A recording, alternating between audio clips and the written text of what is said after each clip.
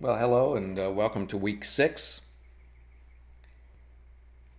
Today I want to welcome you to our second book, Visible Learning for Teachers, Maximizing Impact on Learning.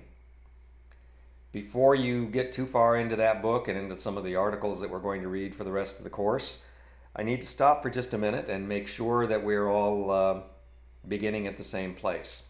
We have multiple disciplines in the course. We have individuals at different positions in their curriculum of instruction, and I don't want to take a risk of assuming that everybody is familiar with these basic terms and leaving somebody behind. That would be bad in terms of Vygotsky and zone of proximal development if we charged in here and started talking about some of these effect size and meta-analyses decisions that we're going to use throughout the rest of the course without making sure that everybody had a foundation.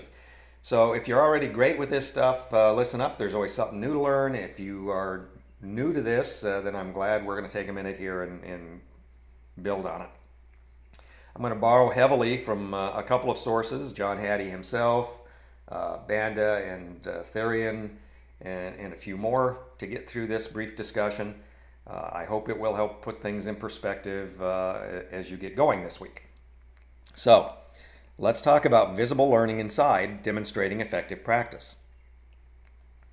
Just as Intel has embedded structures and routines in its microprocessor chips that permit them to promote the reliable and powerful computing of their machines with simple words of Intel inside, schools develop structures and routines that impact their performance and can be used to communicate the reliability and power of learning within that school.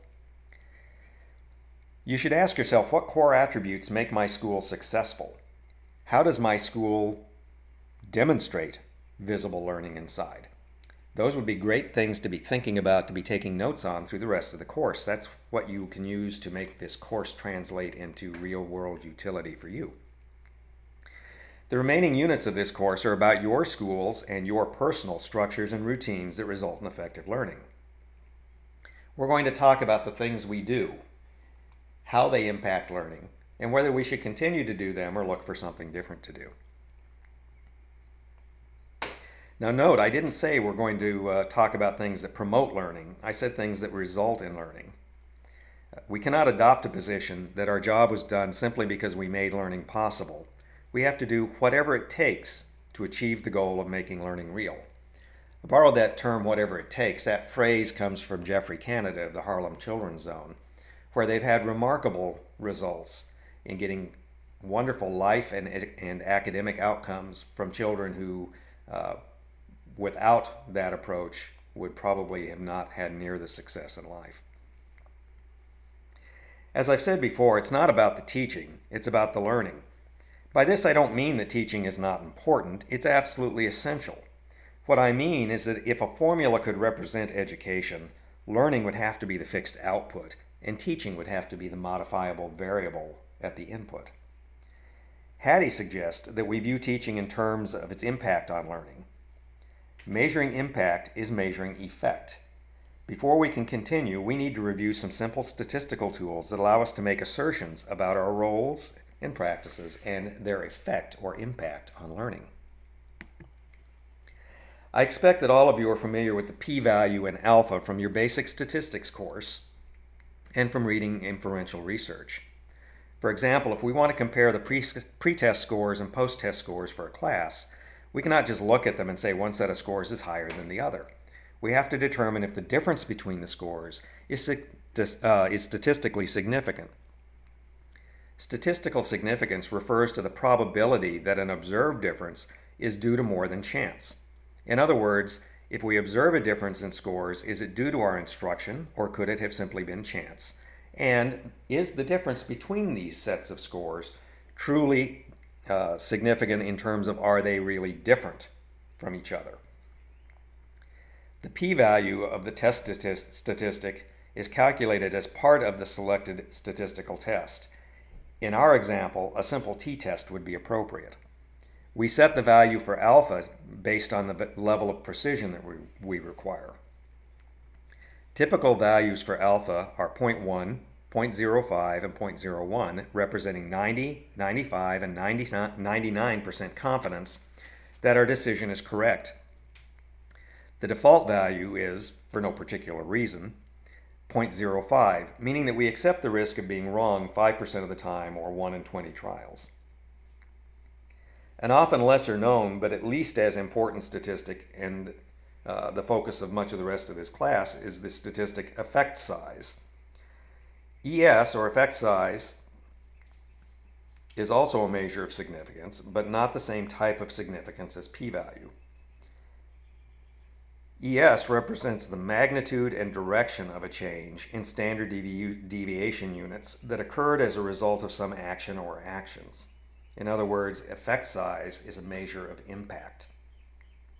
Both statistics play an important role in our decision to select and continue with instructional strategies and interventions. We'll focus on the effect size for the remainder of this course as our way of measuring visible learning inside. Effect size addresses practical significance in real life. Practical significance and statistical significance are not exclusive. It's possible to have a statistically non-significant outcome of a measure and have it express real, meaningful differences in life. It's also possible to have a calculated p-value that suggests that something is effective and for it to have no impact in practical application. So effect size and practical significance are not exclusive, but you have to consider both. You have to think about how they work together. We have to be careful not to confuse these measurements. Effect size is expressed as a quantifiable change, not a probability. Measuring quantifiable change, since learning is a change, fits nicely in this class, doesn't it? I borrowed this image and adapted it from an article by Banda and Therian, which I'll post in the course library. It's a nice introduction for those who are not really familiar, perhaps, with effect size yet.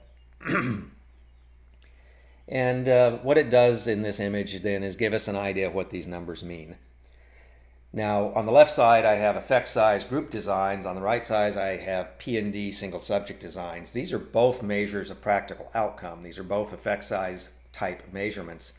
But effect size applies to group designs, whereas P&D applies to single subject designs. And I'll explain that. When we look at group designs, for instance, our example that we looked at a minute ago, where I have a pre-test and a post-test score for a group of students, for a class of students. We're talking about a group design. If I was able to calculate an effect size of 0.80 or larger as a result of some action that I took in that class, I would say that that action had a large effect. And it would be something I would be likely to continue to do, or I would be likely to begin to do if I knew someone else had had a large effect using it. If in a group design I calculated a medium effect, an effect size from 0.5 to 0.80, I would significantly consider continuing that behavior or adopting that behavior, because it would tell me that there is a medium-sized effect to doing this. However, if I was able to calculate an effect size for some action that I was taking and that effect size was below 0.50 or a small effect, I would probably consider not doing that anymore, or making an argument to administration that we needed to look for something that had a greater effect size, because that's not very efficient. That tells me that it's really not having much practical impact in life, even if it does have some kind of measurable impact. So this is about the difference between can I measure a difference and can I measure a meaningful difference in some respects. Shifting to the other side of the slide and talking about P&D, now we're talking about single subject designs. When I talk about a single subject design, I'm no longer talking about your class of 20 or 24 or 28 kids. I'm now talking about Mike, one child in your class that you are either doing individualized instruction with, or that maybe your school psychologist is doing a behavior modification plan with, or doing some kind of social skills training with, or is helping you with the development and implementation of a reading intervention, something that we're doing with one individual. Because we can't calculate standard deviations and some of the other statistics that we need to get to effect size using one individual, we shift to a statistic called percent non-overlapping data. And percent non-overlapping data then is actually an idiosyncratic or idiographic way of dealing with this data.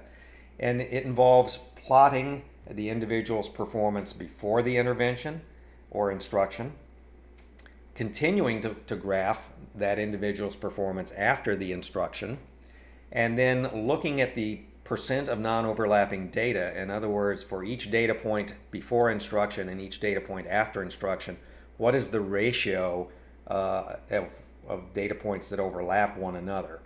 If it's 91 to 100%, we call that highly effective. What that means, if you imagine this graph, is that all of the data points after the intervention are either above or below, depending on which direction we were trying to change behaviors, the original data.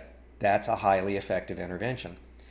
If we get a score or a P&D of 71 to 90%, we would call that moderately effective. That means that there are some data points that overlap before intervention and after intervention, but very, very few. And generally, this is an effective event. If we got 50 to 70% P&D, that's showing that more data points overlap after our instruction than we would like to see. It's kind of a minimal effect. It probably is not something I would continue to do. And if we got a P&D of 50% or below, well, think about this. When we're talking P&D, we're talking data point for data point before and after. If it's below 50%, we're talking at chance. There's no reason on earth to continue to do something with a P&D of 50%. So we can look at these numbers in that respect. ES, or effect size, is about groups. P&D, or percent non-overlapping data, is about individuals. Both of them are measures of practical outcomes, practical impact on that individual. In our work, we're talking predominantly about practical changes in academic skills, practical changes in behavioral patterns, practical changes in social skills. In both cases, we would like to have large or highly effective processes or outcomes, and so we can look at the research and see what kinds of instruction or intervention provide those kinds of outcomes. In both cases, we could look at what we're doing and say, oh, we're having a small effect, we should stop that. Or we could look at a proposed intervention and say, well, from the research that has small effects, therefore we don't want to do that. All of that is where we're going with how we're going to drive learning, how we're going to make learning visible, by looking at the data, by looking at how we make decisions, by changing our structures and routines. So having used this graphic to explain the issue of effect size and P&D, I'm going to move on then to the way that Hattie demonstrates it in his two books. Hattie uses this scale, looks like a protractor, I think he calls it a barometer, that ranges from events or behaviors that have negative effect sizes. And when we say something has a negative effect size, we say it's harmful. We're saying this is not something you want to do. To the other side of the scale, which is having high effect sizes. These are things that we want to do. He calls this the zone of desired effects. Now, the graphic that I borrowed from his text, it's in the first couple of chapters, you've already seen it, is about homework. So here we're talking about what do the numbers mean in terms of effect size relative to homework. And what we see here is that homework has a D equals 0.29. D refers to Cohen's D, which is one of multiple methods of calculating an effect size. In Cohen's D, we calculate the effect size with pooled standard deviation rather than trying to separate it out. That's more than we need to know in this class, but I just want to acknowledge that that's where that comes from. So Hattie demonstrates this by showing us this barometer, and he's broken it down into some interesting pieces. You'll note that the zone of desired effects begins at 0.4. That's because, as Hattie explains, doing anything is going to have an impact. Okay, simply looking at a student will at least temporarily change a student's behavior. Not necessarily in the direction you want to, but it has an impact. So Hattie's argument, one of his most fundamental arguments, is when we look at effect sizes, we should not adopt practices and routines that don't have an effect size of at least 0.4, because those are too low. Those are just in the noise zone, so to speak. He would tell us that anything has an effect size, but don't pay attention to it until that effect size is at least 0.4. Where did he get that 0.4? Well, his other book, Visible Learning, is a meta-analysis of 800 meta-analyses. And we're going to talk about what those are in a minute, but that represents incredible volumes of research. And what he found was that 0.4 was a good cut point, a good criterion to establish for evaluating effect size. So we have a research-based criterion that says anything with an effect size below 0.4 is probably minimal and should not be pursued. Right about now, you're connecting, your synapses are clicking and you're connecting and you're saying, well, Mr. Welch is saying don't pay attention to things below 0.4, and I'll look at that at the bottom. It says homework is 0.29. Is Mr. Welch saying don't pay attention to homework? And to some degree I am. The research using this information would tell me that when we look at 5 meta-analyses representing 161 research studies conducted to evaluate outcomes for 105,282 students, that the effect, the real world outcome of homework on achievement for those students had an effect size of 0.29, which is below the 0.4 cutoff, therefore is probably something we shouldn't do. Now there's some context missing here. If we gave you the rest of the context, it would be to tell you that in elementary school, homework has a very, very low effect size. Homework doesn't provide anything meaningful in terms of achievement at elementary school. I know I've just sinned horribly. However, we could look at that body of research and we would also see that homework's pretty effective when we start talking about using it with high school kids. One of the problems is that we have to go back and get more information than is just in this graph, because when we talk about homework, we have to know who we're talking about homework with, and we have to know is homework being done properly. If you think back to your review of Learning Theorist, if we are going to practice something, we need to already possess that skill. We have to have acquired it. It has to be in our individual personal repertoire before we can practice it to get better at it.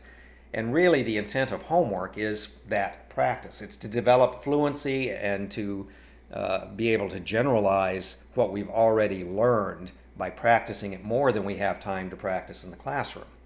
So homework applied in a useful model, assuming we're doing it with an age group that it's appropriate for, would be to take a skill that we've already learned in class and go home and practice it to get better at it. Sadly, too often, homework is used to extend class. So too often, kids are sent home to practice something that they have not yet acquired. And if we haven't acquired it, we can't effectively practice it. I'm going to talk in a later lesson about instructional hierarchy, which will make all of that clearer.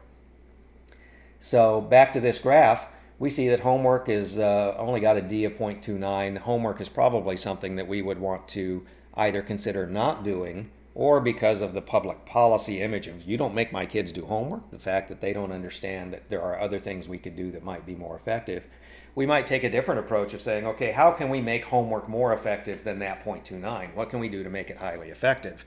In which case we might start looking at doing some of our own studies on how we structure homework, how we apply homework as practice, not as new acquisition, and see if we got a higher D, something that was more justifiable, something that we could stick with. So now we've got a little bit of a background on what effect size is, and we've got a couple of ways to imagine it across both group and individual levels. Let's just talk just a bit more about effect size and how we apply that in meta-analyses. Effect size is not only good for giving us some information about the practical effects in life, but it also gives us a standard value for comparison and combining research outcomes. We could call it the fuel or the gasoline or the wood for meta-analyses, because it allows us to collect up information from multiple sources and to combine that. If you think back to your basic statistics class, one of the things that leads us to making errors is having small sample sizes. When we make decisions based on small amounts of information, the possibility that we will make errors is much greater than if we make decisions on larger bodies of information. That is both intuitively sensible and can be demonstrated statistically. So we can take that to the bank as a rule that more information supports better decisions. Well, effect size allows us to have a measurement that's expressed in standard deviation units. Think about the normal curve. The normal curve can be broken into standard deviation units.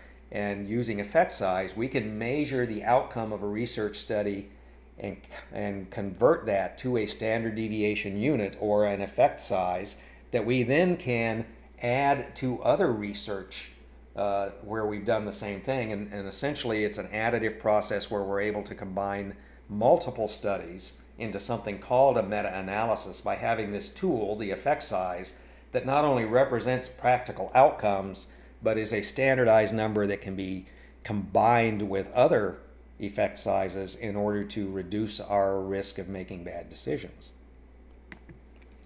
I've been mentioning meta-analyses.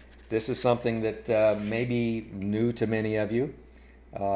It's not always covered in basic statistics courses, and I know the educators don't get a statistics course in undergrad, and depending on where they are in their curriculum for their masters, they may or may not have yet taken their statistics course there. So there is a great article by Banda and Therian. I'll put it in the library. It's the one we got that earlier image from, and it gives us kind of an overview of meta-analysis. And in that overview, it just starts out with, hey, this is a statistical method, not to scare us off, because it's a pretty straightforward statistical method. It's used to integrate and summarize accumulated research on a topic. This is what I was talking about a minute ago. I can take multiple studies on teaching, learning, reading. I can take multiple studies on changing behavior. I can take multiple studies on modifying social skills.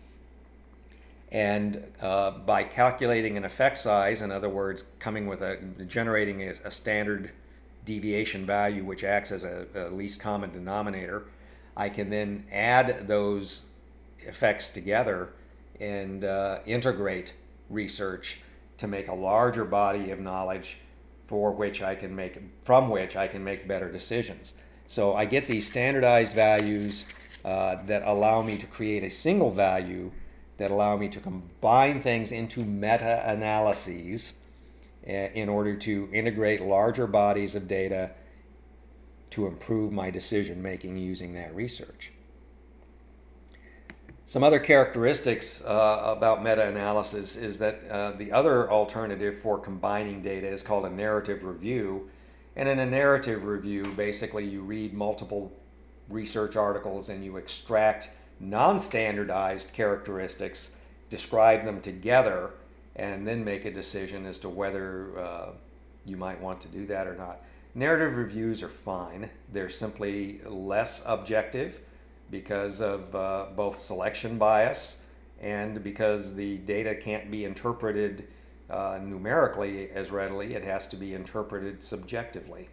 So meta-analysis is a tool that was introduced by Glass to move us beyond narrative reviews, to help us eliminate selection bias and improve our objectivity. Another characteristic that I like about meta-analyses is that they're easily interpreted by all stakeholders. That little barometer we looked at is easy to understand whether you're the student, whether you're a parent, whether you're a teacher, whether you're a counselor, whether you're a school psychologist, whether you are a district leader, say a school board member or a politician. All stakeholders in education can look at an effect size, understand that that is the measure of impact that this practice has, understand how large that impact is, and then it becomes just pretty crystal clear, hey, this is something that we really need to think about doing, or what have we been thinking? Why on earth are we doing that? And then finally, and probably most important to the group in this course, is that it helps us to select evidence-based strategies, whether those are evidence-based strategies for selecting curriculum, for how we'll teach a course, for how we will conduct an intervention.